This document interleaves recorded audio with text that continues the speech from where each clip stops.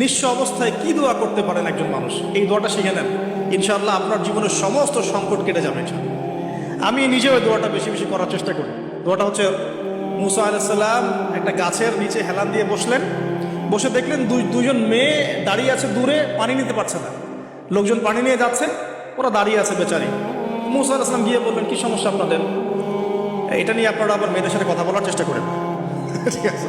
তো মাহারাম গায়রা মাহারাম মেনে চলুন।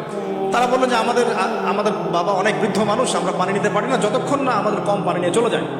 মুসা আলাইহিস সালাম একটু বললাম না, ফিজিক্যালি খুব স্ট্রং ছিলেন, থাকে না বডি বিল্ডার, সামনে গিয়ে কথা বলে সরব পানি নিতে দাও, তখন মানুষ একটু মূল্যায়ন করে না। তো মুসা আলাইহিস সালাম এভাবে পানি নিয়ে দিলেন এবং বাছুরদেরকে পানি পান করালেন, করিয়ে গাছের নিচে এসে বসে আছেন।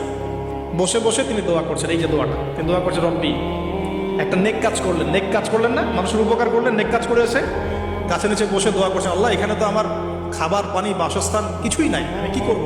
রব্বি ইন্নি লিমা আনজালতা ইলাইয়া মিন খায়রিন ফাকির। অর্থ হচ্ছে, হে আল্লাহ, তুমি তোমার পক্ষ থেকে আমার উপরে যে নিয়ামতগুলো দিবে, আমি এর জন্য ফকির হয়ে বসে আছি।